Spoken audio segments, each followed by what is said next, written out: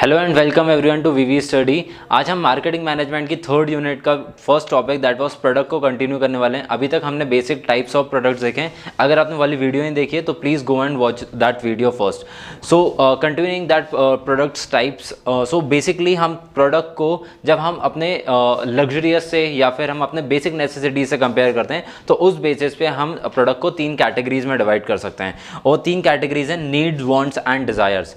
हर जो भी कंपनी जब एक नया प्रोडक्ट लॉन्च करती है तो पहले वो ये देखते हैं कि हम सोसाइटी की नीड फुलफिल कर रहे हैं, हम वांट फुलफिल कर रहे हैं या डिज़ायर फुलफिल कर रहे हैं। Because according to these three categories वो अपना बजट डिसाइड करते हैं। बिकॉज जब कोई इंडियन या फिर कोई भी पर्सन अगर कोई नीड वाली चीज़ को खरीदने जाता है, फॉर एग्जांपल अगर वो अपने डेली हाउस होल्ड प्रोडक्ट खरीदने जा रहा है, that is his basic need, रोटी कपड़ा मकान अगर वो खरीदने जा रहा है, तो बेसिकली अगर वो खाने के लिए कोई चीज़ खरीदने जा रहा है तो उसमें आप हर चीज़ को बहुत ज़्यादा महंगा नहीं रख सकते हो, हर चीज़ को एक बहुत ज़्यादा प्रीमियम रेंज पे नहीं ले आ सकते हो। जैसे कि बीच में कभी कभी ऐसा होता है कि due to rise in inflation, due to rise in conflict या फिर ड्यू टू गवर्नमेंट पॉलिसीज़ या फिर बैड वेदर, ऐसा काफ़ी बार होता है। जैसे हमने देखा था कि कभी टमाटर के रेट बहुत ज़्यादा हो जाते हैं, कभी अनियन के रेट बहुत ज़्यादा हो जाते हैं, रिसेंटली लेमन के रेट बहुत ज़्यादा हो गए थे। सो ये हमारी बेसिक नेसेसिटीज़ हैं जिनके प्राइजेस बहुत हाई हो जाते हैं, इनको कंट्रोल करना बहुत ज़रूरी होता है because they belong to the need category. वो हमारे बेसिक नीड, बेसिक नेसेसिटीज़ को फुलफिल करते हैं। ऐसे प्रोडक्ट्स को बोलते हैं need products. Generally FMCG products belong to this category. Next is want. Want कब आती है? जब एक इंसान बहुत जब फ्रॉम द वेरी चाइल्डहुड हम ये सोचते हैं कि हम बड़े होंगे तो हम ये खरीदेंगे, हम वो खरीदेंगे, हमारे पापा के पास ये होना चाहिए, हम अपनी मम्मी के लिए फर्स्ट सैलरी से ये करेंगे। सो बेसिकली जब हम अपनी लाइफ की रूटीन को फॉलो करते हैं तो सबसे पहले हम अपने नीड्स को फुलफिल करते हैं। मान लीजिए आपकी मंथली इनकम है 20,000 रुपीज़। 20,000 रुपीज़ में से आप 10,000 रुपीज़ मंथली आप खर्च करते हैं। मंथली एक्सपेंसेस आपके जो हैं वो 10,000 रुपीज़ हैं, including your daily wages, daily necessities like vegetables या फिर घर चलाने के लिए gas cylinder, electricity bill and etcetera जो आप मंथली बिल्स पे करते हो, वो सारे एक्सपेंसेस को हटा के उसके बाद आप बच्चों की स्कूल की फ़ीस भरते हैं, उसको मिला के पूरे 10,000 रुपये हैं। बाकी 10,000 रुपये में से आप 5,000 रुपये सेव करते हैं और इन्वेस्ट करते हैं। सो रेस्ट आपके पास 5,000 रुपये डिस्पोजेबल इनकम बची है। जो आपके पास 5,000 रुपये हैं जो ना आप खर्च कर रहे हो, ना सेविंग कर रहे हो, ना इन्वेस्टमेंट कर रहे हो, ऐसे अमाउंट को बोला जाता है डिस्पोजेबल इनकम। अब उस डिस्पोजेबल इनकम से अपने वांट्स को फुलफिल करते हैं। मान लीजिए आपकी पहले 20,000 रुपीज़ सैलरी थी, 2 साल बाद आपकी सैलरी हो चुकी है 50,000 रुपीज़, बट जो आपके जो एक्सपेंसेस बढ़े हैं वो पहले 10,000 से अब वो 20,000 हो गए हैं और आपके जो सेविंग्स और इन्वेस्टमेंट है वो बढ़ के 10,000 हो गए। सो आपका ओवरऑल जो एक्सपेंस बना, जो मंथली एक्सपेंस आपका बना वो 20,000 प्लस 10,000 दैट इज 30,000 रुपीज़ आप मंथली स्पेंड करते हो, सेव करते हो या इन्वेस्ट करते हो। रेस्ट अब आपके पास जो डिस्पोजेबल इनकम बची है दैट इज 20,000 रुपीज़। सो अब आप इस 20,000 रुपीज़ से अब अपनी लाइफ का स्टैंडर्ड ऑफ लिविंग को अच्छा कर सकते हो by fulfilling your wants. For example automobile is nobody's need. आज हम चाहें ना चाहें, मतलब हमारे घर पे गाड़ी हो या नहीं हो, बट हमारा ट्रांसपोर्टेशन हो सकता है। हम चाहें अगर हमें एक सिटी से दूसरी सिटी में अगर ट्रैवल करके जाना है तो उसके लिए हम पब्लिक ट्रांसपोर्ट यूज़ कर सकते हैं, हम private transport private buses use कर सकते हैं, हम एयरप्लेन यूज़ कर सकते हैं, हम रेलवेज़ यूज़ कर सकते हैं। काफ़ी कुछ इसमें बहुत चीप कैटेगरी में बिलोंग करते हैं, कुछ प्रीमियम लग्जरी कैटेगरीज में बिलोंग करते हैं, but transportation is available for every category of the society. अब अगर खुद की गाड़ी चाहिए, आपको अगर अपनी प्राइवेट व्हीकल चल रही है, क्या उसकी नीड थी? नहीं, बिकॉज आपकी आपके जो नीड है दैट इज ट्रांसपोर्टेशन, वो आपकी दूसरे सोर्सेज से फुलफिल हो सकती है। But what do you want is to fulfil your demand, because आपका डिस्पोजेबल इनकम बची थी तो आपने सोचा क्यों मैं पब्लिक ट्रांसपोर्ट से ट्रैवल करूँ, क्यों ना मैं खुद की गाड़ी खरीद लूं। So with that disposable income आप अपनी वांट्स को फुलफिल करते हैं। आफ्टर 5-10 ईयर्स मोर जब आप और ज़्यादा इनकम आपकी हो जाती है बट आपके एक्सपेंसेस ज़्यादा नहीं होते हैं तो आपकी डिस्पोजेबल इनकम और ज़्यादा हो जाती है। जैसे कि अभी 20,000 थी, मान लीजिए आपके 10 साल बाद आपकी जो डिस्पोजेबल इनकम है दैट इज 1 लाख 2 लाख, तब जाके आप अपने डिज़ायर्स को फुलफिल करना स्टार्ट करोगे।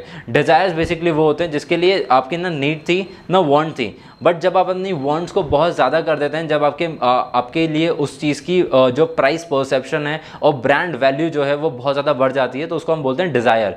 फॉर एग्जांपल आपको इंटरनेशनल ट्रिप्स करने हैं, तो इंटरनेशनल ट्रिप्स की डिज़ायर वांट्स बहुत ज़्यादा हो जाती हैं, तो उसको हम बोलते हैं डिज़ायर। सिमिलरली अगर आप किसी चीज़ में फॉर एग्जांपल अगर आप रोलेक्स पहनना चाहते हैं, तो Rolex is nobody's need, because आप 100 रुपये की घड़ी पहन के भी अपनी नीड फुलफिल कर सकते हैं, बिकॉज अल्टीमेटली वो आपको सिर्फ टाइम ही दिखाएगी। बट अगर आप रोलेक्स खरीद रहे हो तो उससे आप उसकी ब्रांड वैल्यू भी अपने साथ कैरी करना चाहते हो, आप अपना लाइफस्टाइल अच्छा करना चाहते हो, so that belongs to desire category. So depending on your person's perception, need, wants and desires are categorized into 3 categories. Now from company's point of view this is very important कि वो society की कौन से product category में fit कर रहे हैं, according to that they have to fix the price and promotion.